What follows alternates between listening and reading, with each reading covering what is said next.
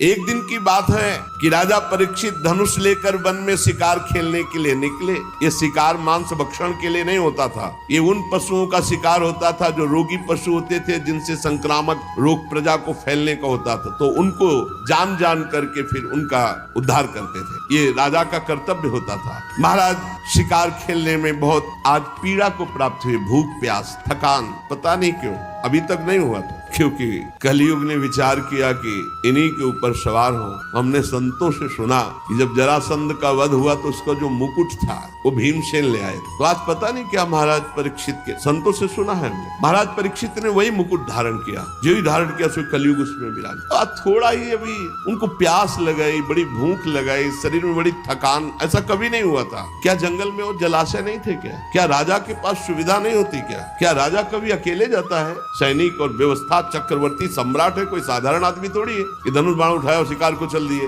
पूरा वैभव, बड़े बड़े सरोवर, बड़े हुक्म कर देते तो कौन सी बात थी जो वहां पूर्ण ना हो जाती। लेकिन सबको छोड़कर अकेले एक ऋषि के आश्रम में रोक दिया। ऋषि के आश्रम में गए, देखा वहां शांत भाव, शरीर देह भाव से ऊपर उठे हुए समाधि में स्थित महापुरुष, जिनके इंद्रिय प्राण मन बुद्धि सब ब्रह्माकार है, प्राण भी संचलित नहीं हो रहे, शांत ब्रह्म में स्थित ऐसी समाधि, जड़ की तरह, ठूठ की तरह एकदम, बस जागृत स्वप्न सुषुप्ति तीनों अवस्थाओं से ऊपर तुरी पद में स्थित महापुरुष, जटाएं बिखरी हुई है, कृष्ण मृग चर्म नीचे धारण किए। परीक्षित जी वहां गए और कहा, मैं प्यासा हूं, सुनो मेरा गला सूख रहा है, पानी पिलाओ। कभी ऐसा नहीं, ब्रह्म ऋषि के आश्रम में ऐसा आदेश चक्रवर्ती सम्राट होते, कभी ऐसा नहीं। ताज उतार करके वहां नंगे पैर, बहुत हाथ जोड़कर, ऐसे कभी नहीं। आज कलयुग बुद्धि में बैठा हुआ इसलिए ऐसा। अब वहां कोई हो बाहर तो वो तो समाधिस्थ है, ना उनको आसन मिला बैठने को, ना पीने को पानी, ना कोई शब्द, ना कोई मीठी बात। आज इनको अपमान का बोध हो रहा है, मेरा अपमान। चक्रवर्ती सम्राट महाराज परीक्षित आए,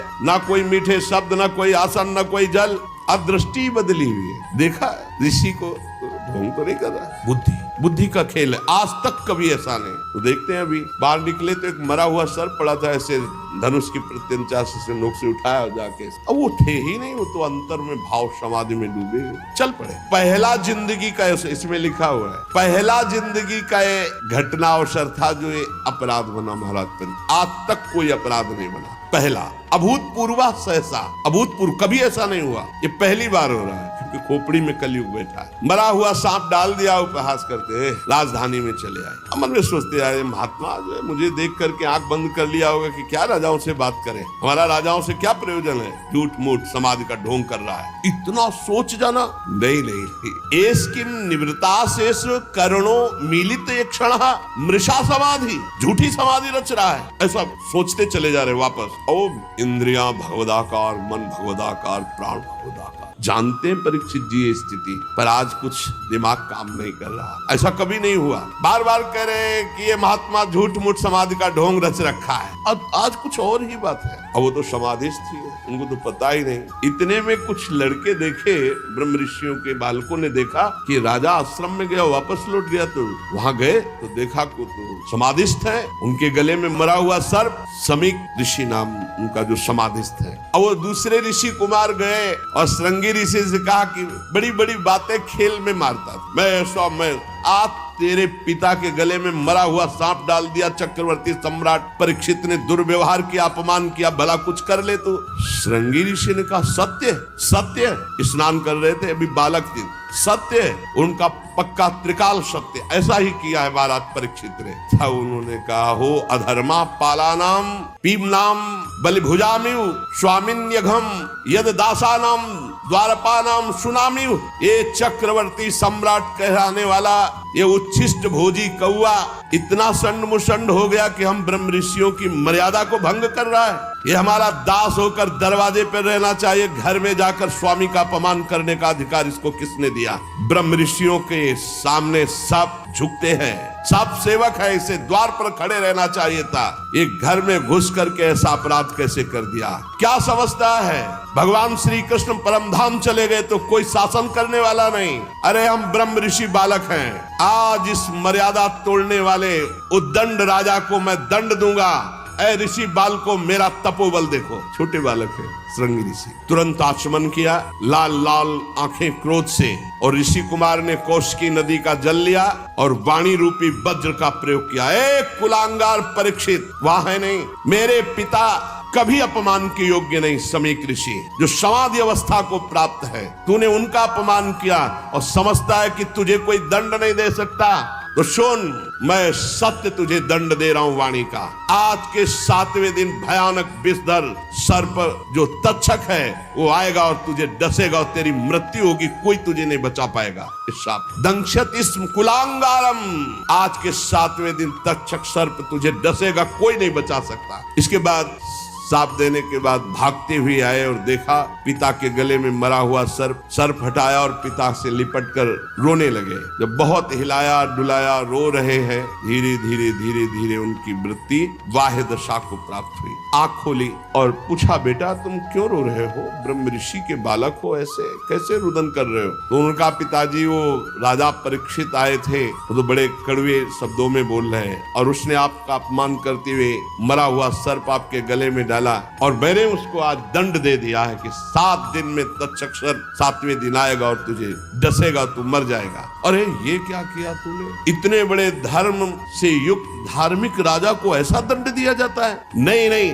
तू बालक है, मूर्ख है, तूने बड़ा पाप कर दिया। समीक ऋषि ने कहा, परीक्षित कहीं साप के योग्य है, पर खेद है कि तेरे वचन मिथ्या नहीं किए जा सकते। ये बात पिता है ब्रह्म ऋषि बालक, उनका खेद है कि अब तेरे वचन मिथ्या नहीं किए जा सकते। ये तो बहुत बड़ा दंड है, तेरी बुद्धि कच्ची है, तू अभी साधुता को नहीं समझता है। अरे भगवत स्वरूप राजा है, वो आया था, कुछ इससे क्या जाता है? भाई चाहिए तो ये था हम खड़े होकर अर्घ देते, उनको जल पिलाते, पर हम थे नहीं, समाधि में थे। अरे राजा न हो तो हम भजन नहीं कर सकते, अराजक तत्व बढ़ जाएंगे और वो हमारे भजन में विक्षेप पहुंचाएंगे। बड़ा तूने गलत किया। परीक्षित बड़े यशस्वी और धर्म धुरंधर है, वो आए हुए थे, उनका हमें सम्मान करना चाहिए। ना समझ बालक, तूने साप दे दिया। हे भगवान, दोनों पर कृपा, अर्थात श्रृंगी ऋषि पर भी और परीक्षित पर। अब उधर परीक्षित जी महाराज जे ही जाकर के मुकुट उतार कर, ये क्या, मैं इतने बड़े महात्मा के आश्रम गया, ना प्रणाम ना नमस्कार, ऊपर से मरा हुआ सर्प, ये मेरी बुद्धि को क्या हो गया? और मैंने दोष दर्शन किया कि ये पाखंड कर रहे, नाटक कर रहे, समाधि, ये कैसे हो गया? हे भगवान, वो बहुत व्यथित है और मन में विचार रहे हैं, बड़ा पश्चाताप है। वो मन में विचार रहे कि भगवान मुझे कोई भयानक दंड मिले, मैंने बहुत बड़ा अपराध, पवित्र हृदय है ना, मैंने महात्मा का अपमान कर दिया, इसके फलस्वरूप शीघ्र से शीघ्र भारी कोई घटना घटे और हमारे ऊपर विपत्ति आवे, मैं दुख भोगूं, मैंने एक संत का अपमान कर दिया। मैं ऐसा चाहता हूं, हे ईश्वर, हे परमात्मा, मेरा प्रायश्चित इस पाप का जरूर हो, कोई न कोई अशुभ बात सुनने को मिले, कोई न कोई दंड मिले, जिससे मैं दोबारा कभी ऐसा दुस्साहस न करूं। ऐसा हो कि ब्रह्म ऋषि क्रोध करके मेरे राज्य को, मेरी सेना को, मेरे खजाने को भस्म कर दे या मुझ दुष्ट को ही नष्ट कर दे। परीक्षित जी ऐसा जाकर के सोच रहे हैं। इस प्रकार चिंता कर ही रहे थे कि समीक ऋषि के द्वारा भेजे हुए 2 ऋषि वहां पहुंचे। महाराज आपको सूचना भेजी समीक ऋषि ने, बड़ी शीतलता होगी, जरूर कोई न कोई दंड विधान हुआ हो। बोलिए। ऋषि कुमार श्रृंगी ने आपको शाप दे दिया है कि 7वें दिन तक्षक सर्प आएगा और आपको डसेगा, आप भस्म हो जाएंगे, आपकी मृत्यु हो जाएगी। आहा, वो मना ही रहे थे, उनका हृदय बड़ा शीतल हुआ और उनका भगवान श्री कृष्ण ने अपनापन निभाया और मुझे दंड दिया। बहुत अच्छा लगा, क्योंकि मेरे द्वारा अपराध हुआ था, मैं मांग रहा था कि मुझे कोई प्रायश्चित करने के लिए अवसर मिले, दंड मिले। अब मुझे 7 दिन भगवान श्री कृष्ण के चरणों में मन लगाकर 7वें दिन शरीर छोड़ना है। महाराज जन्मेजय को राज्याभिषिक्त किया और आज के बाद न जबान में पानी जाएगा न अन्न जाएगा। संपूर्ण राज्य सुख का त्याग कर गंगा के तट पर बैठ गए। जो गंगा जी भगवान का चरण धोवन है, लोकपालों सहित समस्त लोकों को पावन करती हुई गंगा जी, उन्हीं के समीप जाकर मरणासन व्रत लिया। ना गंगा का किनारा छोड़ेंगे, न एक बूंद जल पाएंगे, न एक टुकड़ा अन्न पाएंगे। पूरा राज्य का मोह, परिवार का मोह, शरीर का मोह त्याग दिया। जो ही बड़े बड़े ब्रह्म ऋषियों में चर्चा फैली कि परीक्षित जी को ऐसा साप, और परीक्षित जी अनशन आमरण व्रत लेकर गंगा तट पर बैठ गए हैं, तो बड़े बड़े ऋषि मुनि वहां आने लगे। देखो ये भगवान की कृपा पात्र पर कैसी कृपा होती है। उस समय सबसे पहले अत्रि जी पधारे, फिर वशिष्ठ जी, च्यवन जी, शरद्वान अरिष्टनेमि, भृगु, अंगिरा, पराशर, विश्वामित्र, परशुराम, उतथ्य, इंद्र प्रमद, इद्मवा, मेधातिथि, देवल, आरिष्टसेन, भरद्वाज, गौतम, पिप्पलाद, मैत्रेय और कवश, अगस्त, नारद, व्यास, बड़े बड़े ब्रह्म ऋषि, अरुणादि राज ऋषि, ये सब विश्व में जब हाहाकार मच गया कि महाराज परीक्षित को शाप मिला श्रृंगी ऋषि का 7वें दिन तक्षक सर्प पाएगा और भस्म कर देगा, तो वो गंगा के किनारे आमरण अनशन व्रत लेकर बैठ गए हैं। परीक्षित जी सबकी पूजा करते हैं, सबके चरणों में सिर रखकर वंदना करते हैं। जब सब बैठ गए, महाराज परीक्षित ने फिर से प्रणाम किया और खड़े होकर शुद्ध हृदय से अंजलि बांधकर कहा, राजा परीक्षित ने कहा, आज मैं अपने मुख से कह सकता हूं कि मैं समस्त राजाओं में धन्य हूं, क्योंकि आप सब महात्मा हमें दर्शन देने के लिए आए। मैं धन्याति धन्य हूं। आप महापुरुषों का प्रेम मैंने किसी को बुलाया नहीं, आप स्वयं आए हैं, इसलिए मैं अपने को धन्य कह रहा हूँ। राजवंश के लोगों से तो प्राय निंदित कर्म बच जाते हैं, वो आप महात्माओं की चरण धोवन से दूर पड़ जाते हैं, परंतु मैं भी तो राजा हूँ। देहगे में आसक्त था, आज एक महात्मा के बालक की कृपा हुई और मुझे भगवान श्री कृष्ण का बना दिया। साप देकर संपूर्ण राज्य का त्याग, संपूर्ण परिवार का त्याग, शरीर के राग का त्याग, भोजन पानी का त्याग। आप लोग, माँ गंगा जी सब हम पर बहुत प्रसन्न हैं। ब्राह्मण कुमार श्रृंगी ऋषि के साप का कोई दूसरा कारण नहीं, केवल कृपा ही कृपा है। मुझे कृपा दिखाई दे रही, मुझे कोई डर नहीं, कोई परवाह नहीं, क्योंकि आप सब संतों ने घेर लिया कर, आप बड़े कृपालु हैं। मैं सब महात्माओं से यही प्रार्थना करता हूं कि मेरा बार बार जन्म हो और मेरे अपने श्री कृष्ण में प्रेम हो। सबसे आशीर्वाद ये चाहता हूं कि बार बार जन्म हो और भगवान श्री कृष्ण में प्रेम हो। महाराज परीक्षित परम धीरवान दृढ़ निश्चय करके गंगा जी के तट पर पूर्वाग्र पोशाक करके उत्तर मुख होकर बैठ गए। महाराज आमरण अनशन का निश्चय करके बैठे। देवता लोग पुष्पों की वर्षा कर रहे थे परीक्षित जी के ऊपर। सब संत महात्मा साधु साधु सबने कहा, राजर्षि शिरोमणि भगवान श्री कृष्ण के प्रति ऐसी प्रीति कोई आश्चर्य की बात नहीं, क्योंकि आप पांडवों के ही वंशज हैं। आपने एक क्षण में शरीर संबंधी भोग, शरीर संबंधी राज, शरीर संबंधी रिश्ते नाते सबका त्याग कर दिया। धन्य हैं आप। अब हम भी तब तक यहीं रहेंगे जब तक आपका परम धाम गमन नहीं होगा। ऋषियों ने कहा, जब तक आप भगवत धाम नहीं जाएंगे हम सब ऋषि यहीं बैठे रहेंगे 7 दिन 7 रात। ऋषियों के वचन सुनकर राजा परीक्षित ने उन फिर मुनियों का अभिनंदन किया और ऋषियों से प्रार्थना की कि आप सब ओर से पधारे हुए ब्रह्म ऋषि हैं, सत्यलोक में रहने वाले मूर्तिमान वेदों के समान आप हैं। आप लोगों का हम पर बड़ा अनुग्रह है, आपका लोक परलोक में कोई स्वार्थ नहीं है। सबसे हम ये प्रश्न करते हैं कि मरणासन पुरुष को परम कल्याण के लिए क्या करना चाहिए? जो शीघ्र शरीर छोड़ने वाला है, शरीर छूटने वाला है, उसको क्या करना चाहिए? कौन सा अनुष्ठान करना चाहिए? ये प्रश्न अभी पूरा हुआ ही था कि कोलाहल सुनाई दिया। तो कुछ स्त्रियां, कुछ बच्चे घेरे हुए थे, सबकी दृष्टि गई। तो कौन पधार रहा है? भगवान सुखदेव जी, दिगंबर, शरीर में कोई वस्त्र नहीं, 16 वर्ष की अवस्था, कमल नयन, मत वाले भगवान के प्रेम में। तत्रा भवत भगवान व्यास पुत्रो यदृच्छया गामट मानोनपेक्षा अलक्ष्य लिंगो निज लाभ तुष्टो वृत्तश्च बालैरवधूत वेशा। सबने देखा, अरे भगवान श्री सुखदेव जी सब ब्रह्म ऋषि खड़े हो। पराशर जी भी है, व्यास जी भी है, वशिष्ठ जी, बाप बाबा पर बाबा सब खड़े हो गए, क्योंकि ऐसी स्थिति गर्भ से ही परम त्यागी श्री कृष्ण अनुरागी ब्रह्मबोध संपन्न व्यासनंदन भगवान श्री सुखदेव जी, कोई बाह्य आश्रम चिन्ह नहीं, आत्मानुभूति से संतुष्ट बच्चों और स्त्रियों ने घेर रखा है। वेश अवधूत का अलबास्त्र, कोई कंकड़ मार रहा, कोई उपहास कर रहा, कोई समझ ही नहीं पा रहा कि किस कोटि के महापुरुष। 16 वर्ष की अवस्था, चरण, हाथ, जंगा, भुजाएं, कंधे, कपोल सब तेजो में, अत्यंत सुकुमार, बड़े बड़े नेत्र मनोहर, नासिका ऊंची, कान बराबर, सुंदर भौहे और मुख से अद्भुत कांति, गला तो मानो सुंदर शंख हो, हंसली ढकी हुई, छाती चौड़ी उभरी हुई, नाभ भंवर के समान गहरी, उदर बड़ा ही सुंदर त्रिवली युक्त, लंबी लंबी भुजाएं, दिगंबर वेश, मानो साक्षात सूर्य पधार रहे हो। श्याम रंग चित्त को चुराने वाली यौवन अवस्था, मंद मंद मुस्कुराते हुए अपने तेज को छिपाए हुए सब ऋषि आसन छोड़ छोड़ करके हाथ जोड़कर खड़े हो गए। राजा परीक्षित तो एकदम आनंद मगन हो गए कि श्रृंगी ऋषि का साप क्या हुआ, वरदान से भी बढ़कर इतने बड़े बड़े महापुरुषों का साक्षात्कार, जाकर साष्टांग दंडवत किया। सुखदेव जी को लाए और वहीं रेत पर सुंदर आसन पर विराजमान की, पूजा की। जो आसपास घेरे हुए थे उन्होंने देखा इनकी पूजा हो रही तो छोड़ छोड़ के चले गए।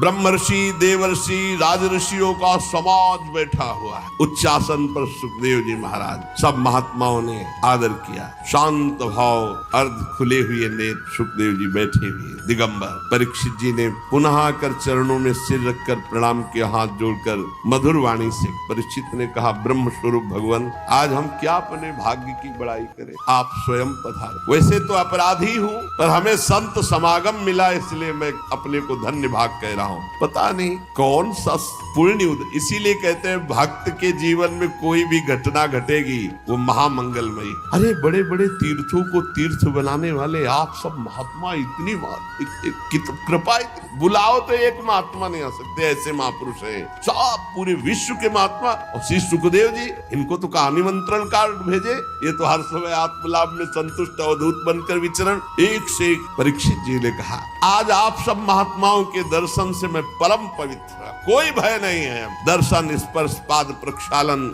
आसन आदि का जो मुझे अवसर दिया गया आप सब महात्माओं के लिए, महायोगिन, आज मैं बहुत खुश, बहुत प्रसन्न। मुझे यही लग रहा है कि पांडवों का पक्ष लेने वाले भगवान श्री कृष्ण आज हम पर बहुत प्रसन्न है। जब द्रवहि दीन दयालु राघव साध संगत, अरे आप जैसे महात्माओं का सानिध्य, मैं उन्हीं के कुल में उत्पन्न हुआ हूँ, शायद उसी पक्षपात का निर्वाह कर रहे हैं। भगवान श्री कृष्ण की कृपा ना होती तो आप जैसे एकांतवासी अवधूत परमहंस स्वयं पधार कर हमें सुख दे रहे। श्री सुखदेव जी का पधारना, परम गुरु, हमारे पास समय बहुत कम, इसलिए हम आपको समस्त साधनों में परम प्रवीण साध्य को प्राप्त हुए जानकर आपसे प्रश्न कर रहा हूं कि मरणासन पुरुष को क्या करना चाहिए। यही प्रश्न था जब उठाया था, तभी श्री सुखदेव जी पधारे। मनुष्य मात्र का क्या कर्तव्य है, क्योंकि सब मरणासन है, उनको तो 7 दिन बाद ही तक्षक काटेगा, अपने को 7 मिनट का भरोसा नहीं। क्या श्रवण करे,